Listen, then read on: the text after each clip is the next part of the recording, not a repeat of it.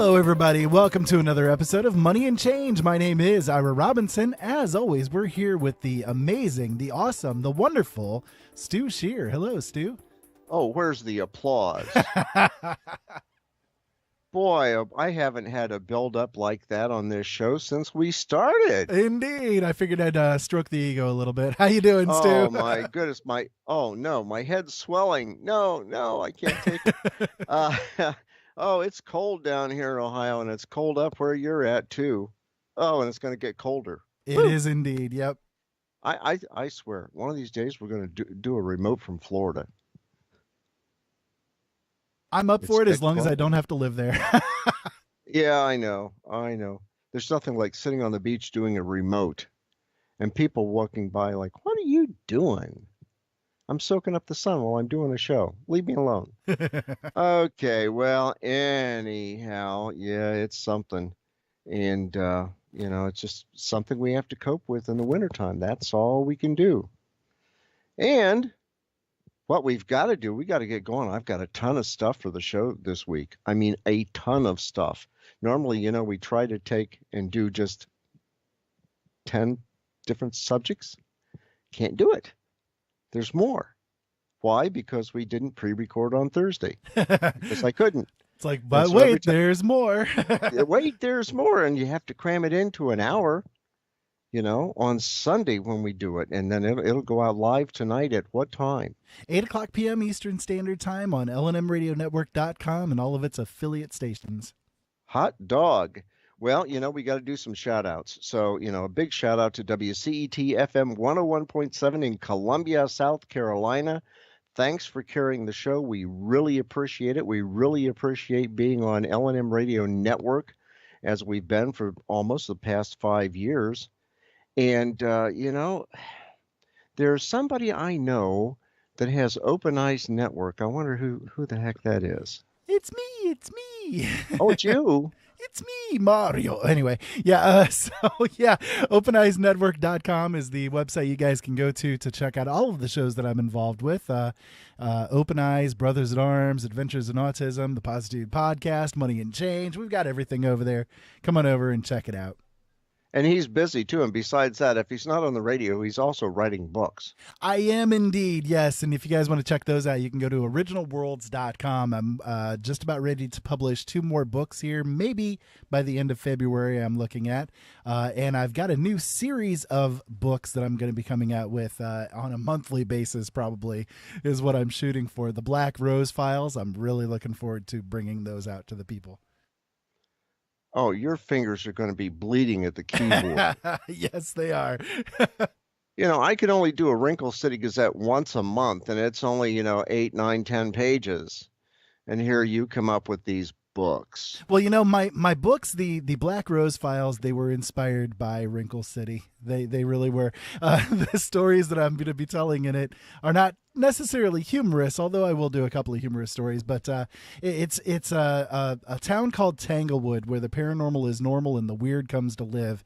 And it was sort of inspired by you doing Wrinkle City with having this common pool of different businesses and people that are involved with everything. So you inspired me, Stu. Oh, son of a gun. That's fantastic. At least I helped somebody out. Jeez. Well, and the new Wrinkle City is out, and it is posted on moneyandchange.weebly.com back in the humor section. There's a lot there. If you haven't been to moneyandchange.weebly.com, daggone it, you gotta go. I mean, we not only cover what's been going on in the money world, in the banking world, and finance, we also take a look at the national debt clock. We've got things on healthcare and just suggestions. We're not doctors and we don't prescribe. When the grid goes down, prepared videos, what to do if, and there are a whole bunch of stuff, We have preparedness articles. We have the Prepping University. You have to go there and take a look at that. And we have humor. I mean, we have it all in there. And, one thing that we have to do, we started out with CET and also getting into LNM Radio Network and Open Eyes Radio Network. We're also on YouTube. We are, Hello. and those are over at youtube.com/C/Open Eyes Network. And yeah, when you guys are over there, hit the subscribe button so that you can get notified of when we put out a new show. We come out with them frequently. That's right. That's right. Also, a big shout out to D52 Creative Services and Mary Frances Rodriguez. I'm no, I did that wrong. I always say that wrong. It's Mary Frances Barnes You've said Rodriguez. it so many times, I even know her name, Mary Frances Barnes Rodriguez. There you go. Yeah, you try pronouncing it. She's a fantastic person and she She's does a lot great. of good marketing stuff. But that name is so long. I have to tell her, hey, Mary Frances, let's shorten the name a little bit. Anyhow, fantastic place. Her house just got on the historical records for the city, and it's a beautiful home. They've been redoing it. It used to be a mansion, and they're redoing this thing. It used to be the Rundle House, fantastic place. But she also does the creative services with marketing plans and different design work and web pages and so forth. So check her out at d52creativeservices.com. Also, Rusty Duck's Custom Pens. Now, Rusty Duck, by the real name of Phil, and you can get a hold of him at phil@rustyduck.com, or you can see his web page, actually his Facebook page, at Rusty Duck's Custom Pens. This guy does some fantastic work, and he was showing me some of the stuff that he has done recently. And I don't know how he has the time to do it, but I have to see how he does liquid diamond. Now, that is a process that he uses, and man, it is fantastic. So I'm going to have to get a hold of Phil and go over and watch him do the liquid diamond process. Also, a big shout out to the guys at Show Us, Don't Tell Us. They're now moving. They are, yeah. They're going to start doing their show on Friday nights at midnight Eastern Standard Time. And Skills is going to be there about every other week. And he usually throws in a lot of the humor that's there. And if you ever get into a radio show with Skills, better known as Barry Klesch, but you get in there with him, holy cow. I mean, he'll say, I just want to talk to you just for a minute, just for a minute. And it goes on for 2 hours. And it's nonstop. And he's fantastic. And so's Papa Bear, and so's Michael Bayhouse. They're great guys. Yep. Yeah, it's a fun bunch. So if you get a chance, Show Us, Don't Tell Us. Catch them on Fridays from midnight to 3 a.m. And with that, we've got all of the shout outs done, and it is time for our disclaimer. And the information contained in this presented material is from the posting of news agencies on the internet and are not necessarily the views or opinions of the owners of this program.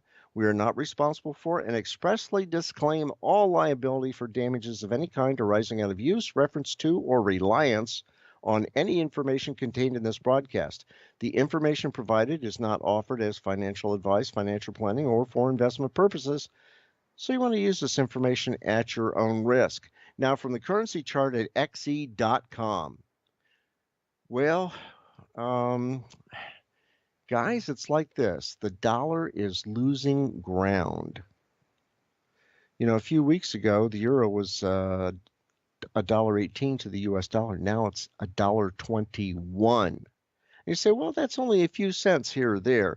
Yeah, but when you're talking in millions and trillions of dollars, it can be quite a big bundle. So the euro is at $1.21 to the US dollar. It went up a penny. The Great British Pound went up 2 cents. It's now at $1.37 to the US dollar. The Australian dollar went up a penny. It's now 79 cents to the dollar. The Canadian dollar stayed the same at 80 cents. And why it did move up, I don't know. Swiss franc, it went up $1. No, it didn't. It's 3 cents, $1.03 from last week. The Japanese yen, hey, it went up to 9/100ths of a cent. We've got the Chinese yuan, 15.4 cents to the dollar. It went up a little bit, but it's still in the 15.4 cent range. And we're talking like 5 decimal points out. The Kuwaiti dinar stayed the same at $3.31. The Vietnamese dong, hey, the wheelbarrow got just a little bit heavier. Yeah, right. It only went up basically 1.8. Last week it was 22,710.11 dong to the dollar. Then it went to 22,711.90 dong to the dollar. One of these days I'm going to take that out so we don't even consider the dong. It'd be an insult to the Vietnamese people. But anyhow, so much dong in a wheelbarrow to equal $1. It's kind of crazy. Oh, Bitcoin. Oh, man. You know, Bitcoin's been going up and down. 4 weeks ago, it was $15,234.74 for one Bitcoin. And then we had a little scandal and it dropped down to $13,851.93. Then it went back up and now it's back down. Another little scandal, $13,437.53 for one Bitcoin. Now, I'm telling you guys, don't invest in Bitcoin. It's too volatile. And besides that, you can't touch it. It just exists out in thin air. And that's what's so crazy. You can't feel it. You can't touch it. You need physical money. Something in gold, silver, platinum, palladium, heck, even copper. Pure copper's out there. You know, a lot of thieves are stealing it anymore. So much so that if you have to go into a junkyard and you have a bunch of copper, they're going to take your ID, you know, your driver's license. They're going to make a copy of it. They're going to ask you a bunch of questions. Well, you have to look at investing in something that is a hedge against inflation, a hedge against collapse. You know, if the dollar collapsed tomorrow and you didn't have anything to back it up, eventually, with the dollars that are out there in circulation, you might have to have a wheelbarrow just to buy a loaf of bread, like they did in Germany after World War I. I believe it was the Weimar Republic when that happened. And you say, well, this is never going to happen in the United States. Oh? Well, you got Naomi Prince talking about the next financial crisis will be worse than the last one. You got Jim Ricketts talking about 2018 is going to be a bad year. You got a lot of economists wondering what the heck is going on. So the only way to hedge that is to get into precious metals. And I'm not pushing any one of the companies that are out there. There are plenty of them, APMEX, Silver.com, Kitco, and a whole bunch of others. Just do not buy any precious metals from a company that says, well, we'll sell you this certificate and you have that paper. We will hold your gold. Don't do it. Why? Because in the end, they go out of business. They buy your gold and keep it. You never get it, and all you have is a piece of paper. And there are only a couple of uses you could use for a piece of paper at that point. We won't go there. But it's a hedge, and you have to consider that. And you say, well, I can't afford that. Okay, then if you can't afford to put money into precious metals and store them securely and safely, then what you want to do is go out there and say, okay, I'm going to pay down my debt. I'm going to put some money aside. I'm going to go ahead and I'm going to buy some long-term food. I don't care if you get it from BePrepared.com, Emergency Essentials, Thrive Food. There's a whole bunch of them out there. But prepare for the worst. Be able to feed yourself. Don't depend yourself on the government because the government's not going to help you. Trust me. You have to be able to provide for yourself. And if you go to moneyandchange.weebly.com, you go back in the preparedness section, check it out. Because we are going to tell you, hey, these are some sources you need to look at if there is a financial collapse. And I'm not just whistling Dixie, as they say. I'm going to tell it to you like it is. I don't like what I'm seeing. The dollar is getting lesser and lesser and lesser in value. The Chinese and the Russians and the Indians And well, the BRICS countries, which is Brazil, Russia, India, China, and South Africa, and anybody else affiliated with the BRICS, they are looking to get away from the petrodollar. And now they're coming up with a gold-backed yuan, which is a Chinese yuan. It's the yuan renminbi or RMBI. If you take a look at the financial charts on xe.com or FX Street. But you want to take a look at that. And you take a look at gold. 3 weeks ago, it was $1,294.80 an ounce. Then it went up last week to $1,322.32 an ounce. Now it's up to $1,337.67 an ounce. And if it's been suppressed, who knows? You might go to $2,000 an ounce. You might go to $3,000 an ounce, maybe $5,000, maybe 5 years from now, $10,000 an ounce or higher. It's a hedge against inflation. The same thing with silver. Last week silver was $17.21. It went up a couple pennies, $17.23. And you say, well, why invest in silver? It's the poor man's gold. A lot of people can't afford gold. And if you're going to buy gold, you only get it in the 10th ounce coins, which are probably $147 a coin. You can't get one of those big bars and lug it around. You can't barter with that. You have to have the smaller stuff, whether or not it's a 10th of an ounce, a half an ounce, full ounce. You have to invest in it. Platinum. Platinum was $964.16 an ounce last week. This week it's $994.96 an ounce. That's a $30 jump. You take a look at palladium. It's now up to $1,126.08 an ounce from $1,101.45 an ounce. And then you look at Ethereum. Now, this is a jump. 3 weeks ago, Ethereum was $609.67 for one Ethereum coin. Now it's $1,324.95 an ounce. So if you can't afford to go into precious metals, then go ahead, pay down your debt, put some money aside, get some long-term food, have a lot of water on hand, purified water. Make sure that you have a way to purify any type of water that you can get and store. Also make sure you have your vitamins because you got the flu season going around. One nice thing I have here at the house is colloidal silver, and I put that in a vaporizer and I use it. Why? Because it kills bacteria. I highly Wash your recommend hands frequently too. I highly recommend the thieves oil as well. We just got a new batch of it here last week. Unfortunately, we ran out of it, and we ended up all getting sick. So, yeah, thieves oil works, and it's an old remedy that they used to use back when the plague was around, wasn't it?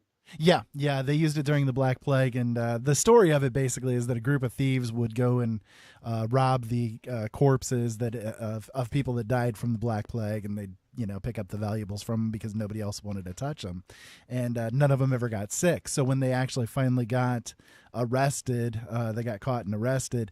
They actually were able to get off of the charges because they shared the recipe of what they carried around in a little bag beneath their necks. It was a blend of herbs basically that they used, and it for some reason it was able to actually keep the plague virus from affecting them. And to back that up, I had a friend of mine that worked. I believe she worked somewhere involved with the Navy. Her husband was in the Navy, and she worked something like Navy welfare benefits for people living on base or whatever. And all of her ladies had to use thieves oil because they couldn't afford to get sick. And so she made sure that they put a drop of thieves oil on their hands and then just under their chin, on the breastbone. So they would inhale that, and none of them got sick. Everybody else on the base, flu, Right. cold. Yep. Yep. For some So reason, it whether it's a boost to the immune system by doing the aromatherapy, or whether it's actually something with the properties of the herbs itself, I don't know, but it definitely works. It's an interesting blend. It's got cinnamon, lemon, rosemary, clove, and eucalyptus is the most common types of thieves oil that you can get.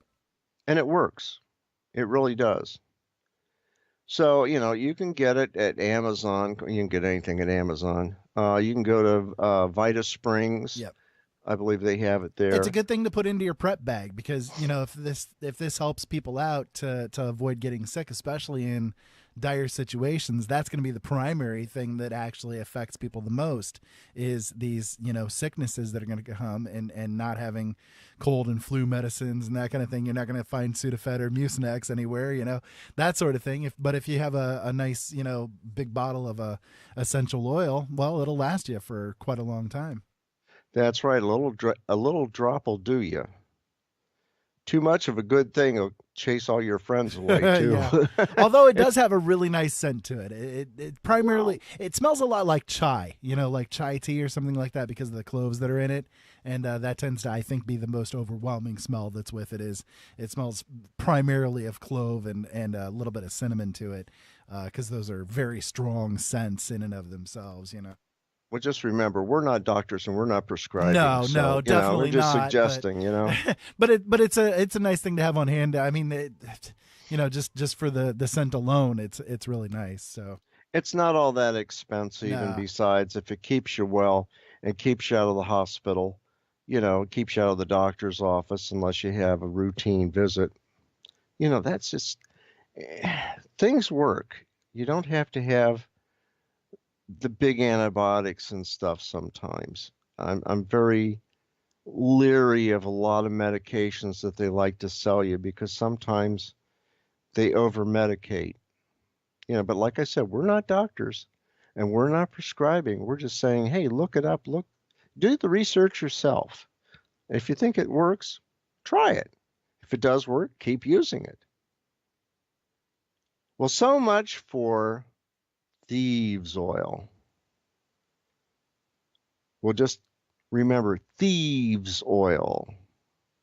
Check it out. And there are a lot of other good ones out there, a lot of essential oils. Well, getting back to money, boy, how do we get on thieves oil? well, it's actually a pretty common topic when it comes to money because how much money goes into the medical industry these days? Oh, billions, trillions. I think here in Ohio, they were had an issue two to vote on, and the pharmacies, pharmaceutical companies, were dumping I don't know how many millions and millions of dollars into the state to make sure that it was voted down. So there's a lot of stuff out there. I'm personally, I think the lesser medication you can take is probably better for you. And a lot of people have to take certain things, but if you alter your diet, maybe you don't have to take that stuff. But I'm not a doctor and I'm not prescribing. I'm just saying look it up and do your own research. Speaking of research, getting back to money, New York Post and Zero Hedge had something posted, and we talked about Bitcoin and some of the scandals like Mount Gox and so forth. Well, here's one that popped up this week, and it said CEO of porn-focused cryptocurrency disappears with investors' money. Holy cow. Said the burgeoning market for initial coin offerings is rife with fraud and abuse thanks to unscrupulous people like the creator of not MF, but FM tokens, a coin designed as a means for paying performers for live webcam chats, according to the New York Post. And they reported Monday that investors in FM tokens, which purportedly raised just shy of $5 million, are complaining that the company's shadowy CEO has absconded with their money while refusing to deliver the promised tokens. And the CEO, by the name of Jonathan Lucas, who allegedly did this, aimed to raise as much as $25 million according to an investment plan. And a cryptocurrency built for watching live streaming, you know what, naughty naughty, is turning out to be a buzzkill. More scandals. And then you take another one, which really isn't a scandal, it's stupidity. Okay, everybody that has done something stupid, raise your hand. Both of them. Well, here's another one. According to Zero Hedge and the Alabama Securities Commission, a new survey reveals staggering number of people are buying Bitcoin on their credit cards. What the heck is going on there? You know, Joe Borg, who's the director of the Alabama Securities Commission, is suggesting that people are taking out home equity loans and cash advances on credit cards just to purchase Bitcoin in the hopes of getting rich quick. He said, we've seen mortgages being taken out to buy Bitcoin. People do credit cards, equity lines, said Borg. And he's the president of the North American Securities Administrators Association. Boy, that's a mouthful. And a voluntary organization devoted to investor protection. He's also the director of the Alabama Securities Commission. And he said, this is not something a guy who's making $100,000 a year, who's got a mortgage and 2 kids in college, ought to be invested in. He said, you're on a mania curve. At some point in time, there's going to be a leveling off. Cryptocurrency is here to stay. Blockchain is going to be here to stay. Whether it is Bitcoin or not, you don't know. Now it seems that the speculation by Borg has been confirmed by a new survey conducted by LendEDU. That's all one word, LENDEDU, which found that, among other things, nearly 20% of people who have purchased Bitcoin have done so using their credit cards. And they said 18.15% were using credit cards. And why is this concerning? Well, the virtual currency exchanges where Bitcoin is bought and sold will charge conversion fees, even when either a credit or debit card is used to find an investor's account.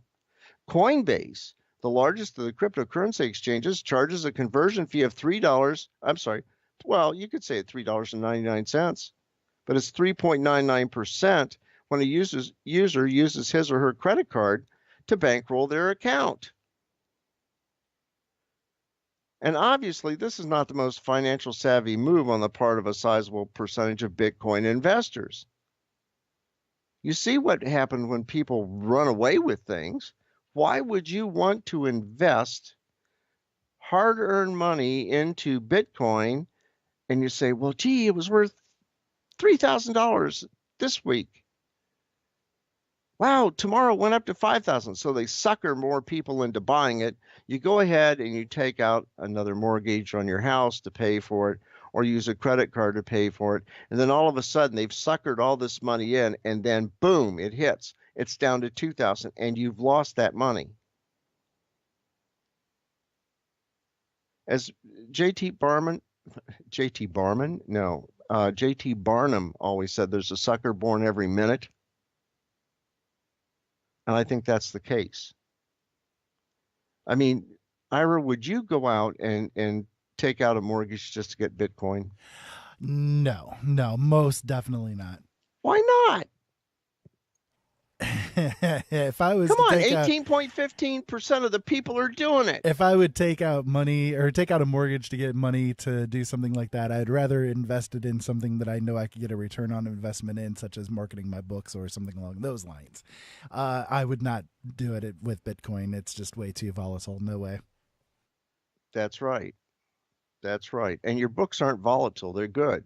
Exactly. They're products. It's a product that people can buy either in ebook format, which is, Again, it's not a product you can hold in your hands, although if you're reading it on a Kindle or something like that, you are holding it in your hand. But but you can get it as a physical product even as well, because they're physically published books and you can flip the pages and so on and so forth. It's an investment that is a real product. It's a real thing, and it's just that way. Yeah. But Bitcoin, no, I don't see it as being anything really viable along those lines. No, it's scary is what it is. And, we keep telling people, if you want to get into it, go ahead. But on the other hand, I mean, if somebody's saying there, hey, if you jump off the cliff quick enough, you can fly. Yeah, right. Well, no, it hasn't been detected. I hope you didn't hear my Avast suddenly kicking in. It does that from time to time. It's a antivirus. Sorry about that. But you get in there with cryptocurrencies, and it's scary. And they say the blockchain's going to be there and so forth. If you can't hold it in your hand, it doesn't exist. That's the way I look at it. So, watch it with the Bitcoin. Also, you know, people say, well, Bitcoin is a big bubble. Well, yeah, it is. But the global financial system is a big bubble. And according to Mike Krieger from Liberty Blitzkrieg and from The Hill, he says pretty much every article you read about Bitcoin in the mainstream press ends up in the same place. And eventually you'll be told the whole thing is nothing more than a modern day tulip bubble. Well, what you've got is an zombified financial system, according to him. I mean, we've printed off a lot of paper that doesn't have any gold backing at all. We've based it all on fiat currency. I mean, you can blame it on Nixon going back that far, getting off of gold and going on to a fiat currency. And then you say, well, it's backed by gross domestic product. Well, yeah, but it should be based on gold, silver, something. And then you take a look at reports from Business Insider and Reuters, and one written by Joe Ciolli, Ciolli. And he says the world is swimming in a record $233 trillion in debt. My God. What are they going to do? Are they going to collapse the system and start over with some newfangled thing? I don't know. It's scary. And he's saying that global debt soared to $233 trillion in the third quarter of 2017, and that came from the Institute of International Finance. And that marked a 16.5 trillion, or basically an 8% increase from the end of 2016. It also reflected record highs for private non-financial sector debt in Canada, France, Hong Kong, Korea, Switzerland, and Turkey. And one possible side effect of this massive debt burden could be a reluctance from central banks to tighten lending conditions. And it points out in the report that because a prolonged low interest rate environment contributed to the swelling of debt levels, sovereign banks may be reluctant to rock the boat by hiking. High debt levels could limit the pace and scale of policy tightening, according to the report. And if you take a look at it by sector, there's a chart in trillions and trillions and trillions and trillions. And I'm like, oh my God, this is not good. It's out there. I mean, we're right now at the last count that I looked at, moneyandchange.weebly.com, we were at 20 trillion 640 some billion dollars in debt. How did we get there? It's easy. The last 10 years. It's disgusting. Oh, we just keep adding more money. The more money you print, the less valuable it is. And the Fed doesn't understand that. And all they're going to do is promote a crash, and it's going to come. It's going to come. And you take a look at what's been going on with jobs. Well, according to CNSN News, or CNSnews.com, Terrence Jeffrey had a report in there. Federal government cut 16,000 jobs in 2017. Well, there's been a lot more people hired in the federal government that shouldn't have been hired in the federal government. We need to decrease. And I'd say 16,000 is just a good start. You could probably decrease 100,000 and put them in construction jobs doing something more valuable. And the State Department, according to the report, employed 19,000 fewer people in December 2017 than they did in 2016.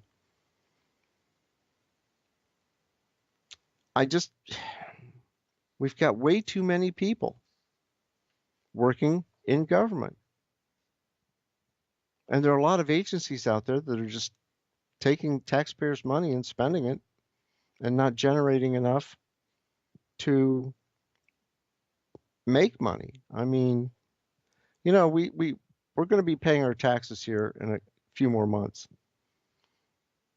And right now, the last report that I saw, the government has had a record tax year, but yet they're $233 billion in debt. Would you want to have a business that was constantly in debt? I don't think it would work out very well. No, I mean, you do all that work for your books and you sell them. And what happens? I know you're going to have printing fees from the printer, publisher. Yeah, I look at my books as a business. That's sort of, because again, I referred to my books as what, products earlier, right? They're my business. This is what I do for a living. And if I have a product that I've put out that is not selling, I'm not going to write a sequel to it because I know nobody's going to read it. Why would they read it if they've never read the first one? And if it's not selling, obviously people haven't read it. So, it's not worth my effort, and I know not to put my time and energy into writing a sequel to a book that never sold or is selling very little. So that's sort of how I look at things. I don't put my time and energy into things that I know don't work, if that makes sense. Well, that makes sense. I ran restaurants for years, and we always made a profit. We had to. And corporate would always say, well, you need to make more profit, more profit, and more profit. And I said, well, yeah, that's fine. I'd love to do it. But you guys are coming out with coupon after coupon after coupon after coupon, which means we're losing money because we're handing out coupons. Right, exactly. And they're saying, well, maybe they'll buy something else. Think about it, guys. You don't do that. One coupon, yeah, get them in. Sometimes you go out and I'll pick on Arby's. I mean, I've seen them 5 for, whatever, the price of 1 or something. And I'm thinking, okay, well, maybe they're going to get some fries and some other stuff, but here you have 5 and it only runs for a few days to a week, or you have 2 for 1 or something like that. And you wonder how in the heck you can make some money that way. I mean, of course, they're going to come in and they're going to buy more pop. They're going to buy more fries, more things that they can add to the bill. And it's a draw. Yeah, I understand that. But do you really make a lot of money that way? It's kind of scary. And you take a look at other businesses out there. Lauren Thomas from CNBC came out and said, Sears is closing over 100 more stores. Sears told its employees Thursday it'll be shuttering over 100 more stores. That consists of 64 Kmart stores and 39 Sears stores, all of which are expected to close between early March and April of this year. Liquidation sales will begin as early as January 12th. And that's the Sears Holding Company, which is a parent of Sears and Kmart stores. And they said, we'll continue to close some unprofitable stores as we transform our business model so that our physical store footprint and our digital capabilities match the needs and preferences of our members. Wow. And you know what's causing that when you really take a look at it? Amazon. Amazon has made a lot of money doing what they're doing. They're very good at what they do. They have more data, market data available on hand than any other business out there. I guarantee it. Any other business that you name, they're not going to have the same amount of Amazon market data as Amazon does. They can tweak things in so many different ways, and every time that they tweak, they just get massive amounts of information each and every time. The amount of manipulation that Amazon is capable of doing is absolutely obscene. Let me just put it to you that way. Yeah, I mean it's a gigantic corporation. They're going to put a fulfillment center, is what they call it, down in Mason, Ohio, I guess, or Mason, Cincinnati area, and they're basically going to have 1,000 jobs there to fulfill orders. And Sears, I think, is going to be looking at going to online. The only bad thing of it is, you want to buy a refrigerator. Do you really want to do that online, or do you want to be able to go and look at it? You want to buy a stove or a TV set, where are you going to look to go see it physically, to touch it physically? Amazon's good for thieves' oil. It is Okay. indeed. Yep. And you can get it if you're a Prime customer, you can get it in 2 days. They're very good about that. But it's scary because now you're reducing the workforce and the jobs that were coming back into the country, hopefully, with some of the car manufacturers are bringing their plants back from Mexico and other areas. Some of the other companies that are outside the United States, in Europe and so forth, are decreasing what's in Europe and bringing them back to the States, which is great. But the tax rate goes down to 15% here in the States, and China says, what the heck? We're not going to have any. We're not going to charge any tax at all. There's got to be a loophole there somewhere. But they want to go after the U.S. businesses they're going to lose because they're going to come back to the States. And it's worrisome, to say the least. And then you take a look at Walmart. Whoa, that was this week. Walmart was closing dozens of Sam's stores and firing thousands on the same day that it raised the minimum wages. Now you take a look at that, and it's a quick media splash.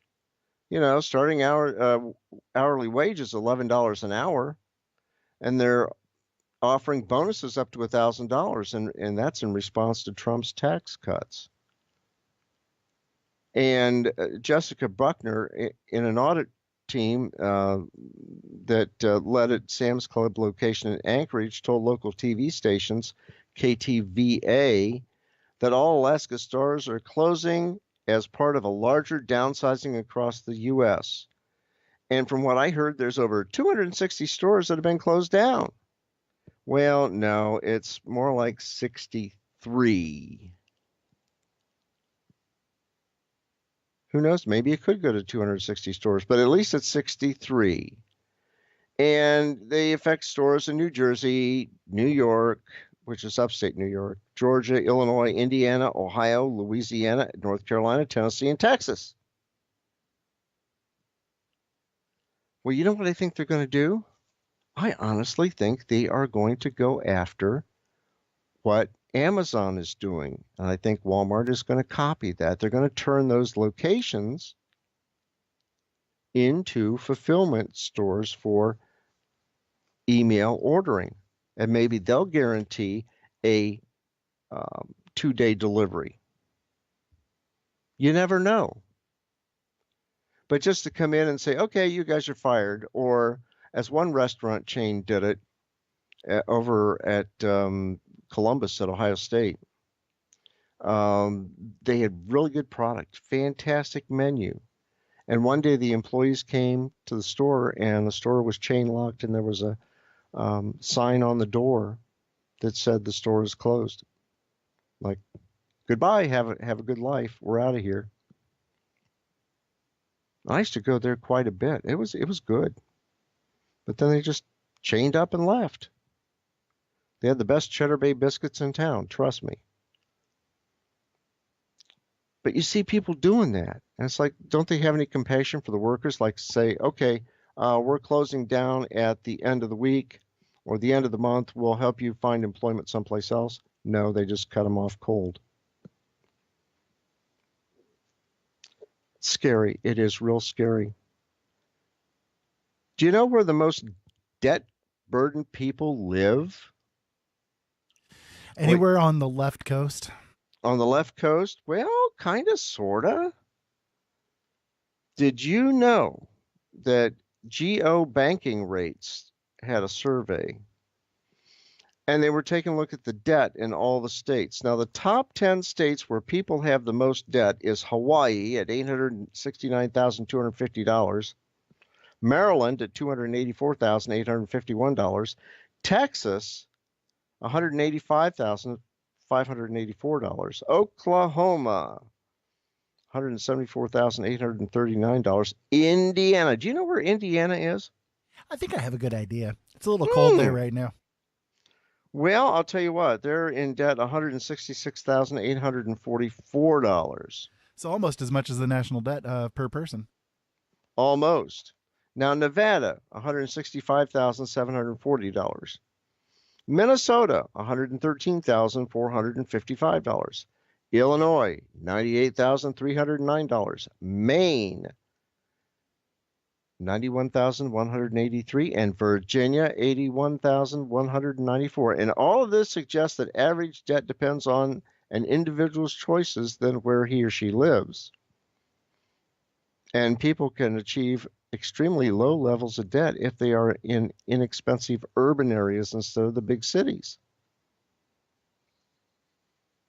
If you want to live in a big city, that's fine. You're going to pay the taxes. You want to talk about people leaving? You know, there was an article in the U.S. Migration Report from the North American Moving Services. And they did the top inbound states where people are moving to and the top outbound states people are moving from. And out of that, Illinois was the top outbound state, followed by Connecticut, New Jersey, California, and Michigan. Don't they all have Democratic legislatures? Michigan, I would question, but definitely you got Illinois, Connecticut, New Jersey, and California. Now, where are they going? Well, according to the report, Arizona, number 1. Number 2, Idaho. 3 is North Carolina.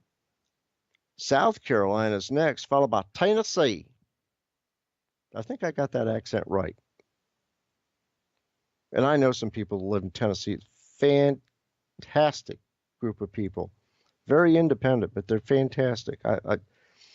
If I was going to relocate from Ohio and I wanted to find something that wasn't real hot in the summer and not real cold in the wintertime, I would probably take a look at Tennessee. But I'd have to pick up the accent, which I probably could. Tennessee is a little bit more moderate. But I'd only want to go to the flat part of Tennessee, and there are some flat parts in Tennessee, especially along Interstate 65. And Tennessee's a fairly nice state, really nice people. But you take a look at the states they're moving to, and you take a look up in New England, and you take a look at California. Look at the taxes. The taxes are high. I believe Jerry Brown, king of the snowflakes, governor of California, was raising taxes. They want to cut pensions out there too. They can't afford their pensions. You know, California is number 1 in population. it's a disaster out there. I mean, there are a lot of nice people that live in California. I'm not knocking that, but they've done so much, being so liberal with everything out there, that it's not easy to live out there. And you got a lot of people that are on welfare out there. You got a lot of illegals. It's I don't know. It blows my mind sometimes. You take a look at some of the western states, Idaho. I don't know if I'd want to move to Idaho. Some people say it's nice, but in the wintertime it gets pretty cold. And don't they have the Badlands? I don't know. You got to pick a place and stay there, and if you like it, stay. If you don't, move. You take a look at public pensions. You know, we keep talking about California. They've got a big problem out there. And you take a look at Ponzi schemes, and that's sometimes what you have in public pensions. And according to Zero Hedge, the recent take on CalPERS decision, that's California Public Employee Retirement System, they're going to hike their equity allocation to 50%. They said their decision to to hike their rate allocation really had nothing to do with their opinion of relative value between asset classes and nothing to do with traditional valuation metrics. The problem of it is they're going to force it back on the communities to pay. The state's not going to get into it as much. And it's going to have more contributions required from cities, towns, school districts, and could bring the whole Ponzi stream crashing down. And overnight, the Wall Street Journal posed a question. What happens when real-world fundamentals don't line up with pension boards' artificial goal of seeking exercises on discount rates? You know, some public pension funds are adding to traditional allocations of stocks and bonds, while both are expensive. Others are loading up on more private equity or real estate holdings that are less liquid and sometimes carry high fees. Yeah, how overburdened are they? I believe in Ohio, we're underfunded by about 23%, if I remember right. Other states are underfunded by more. California is underfunded by a lot. And that scares me because what if you're a firefighter and you're working in California? Okay, that's scary. Your pension may not be there when you retire. You may have to work continually. It's a Ponzi scheme. And so you need to prepare. And if you go to moneyandchange.weebly.com, check it out. It might be able to help you. Oh, here's something that was scary for all the people that are preppers or want to be preppers or kind of thinking about it. Daisy Luther had one that came out in the Organic Prepper blog, and she said the Swedish government is warning citizens be prepared for at least a week without help. And she said the Swedish government is warning its citizens to be prepared to survive on their own for at least a week, which is unusual advice for Sweden to dispense. And they're saying, is something kind of sort of like trouble on the horizon? Well, that's what the Swedish government said on just before Christmas. And the government wants to be prepared for a 3-month-long civil emergency, and that they're using citizens to take that responsibility too. If you ever go to YouTube, check out Swedish Homestead. It's kind of interesting, a very interesting show about living on a farm in Sweden and some of the things that they do. The government basically controls a lot of stuff in Sweden. And the Swedes basically go along whatever the government says. Sometimes they go to oppose it, and things happen. But, you know, we're kind of locked into a system, and we're reliant on everybody else. We're reliant on imported goods in Sweden, water, transportation system. Everything is interrelated. You know, if there was suddenly a big freeze in South America right now, we wouldn't have any fresh fruits or vegetables, and that's what happened in Sweden one year. They couldn't import fresh food, and they had to live off of the canned stuff. It's scary. Everybody's interdependent. So if somebody somewhere is supplying avocados and you thrive on avocados and their crop goes down the tubes, you don't have avocados. Green leafy vegetables, carrots. You know, right now we're living off of the Southern Hemisphere economy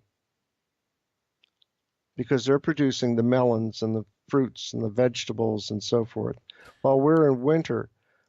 When this changes in basically June, May or June, we start putting out products and they buy from us. We're all interdependent. Right. I think it's been estimated that your average piece of produce has traveled over 1,200 miles to reach your grocery store.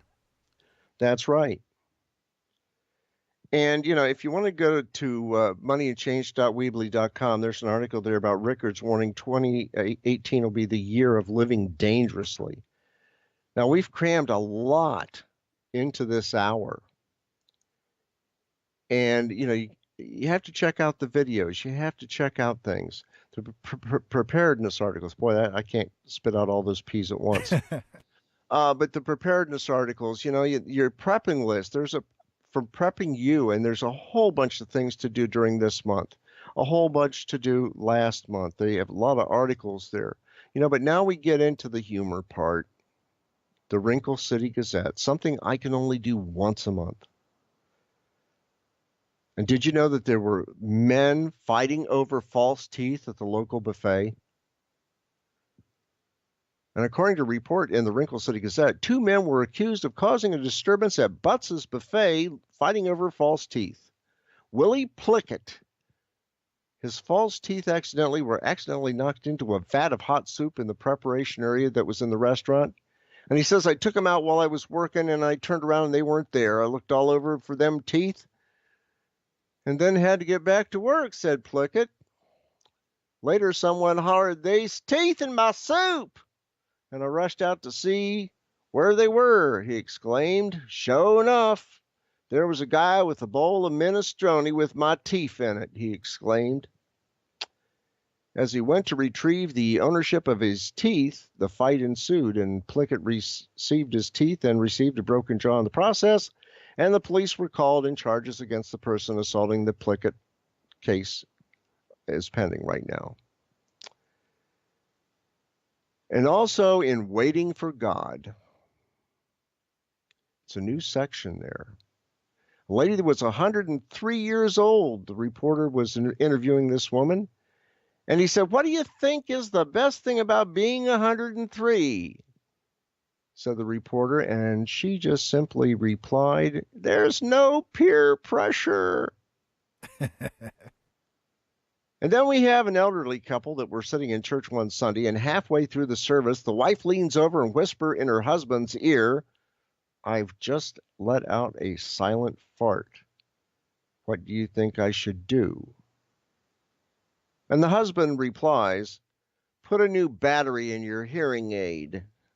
And with that, that's all I've got. Check out the Wrinkle City Gazette back in the humor section. It's updated every month. And, donate to the show. Make sure that you pay for the electricity that helps run the show on the air. And I don't get paid a cent for my research. I don't get paid a cent for my humor, for that matter. But donate to the show so we can stay on the air. And have a good week, and we'll talk to you next week. Sounds great, Stu. Have fun out there, everybody. Keep safe. And as always, we will talk to you again soon.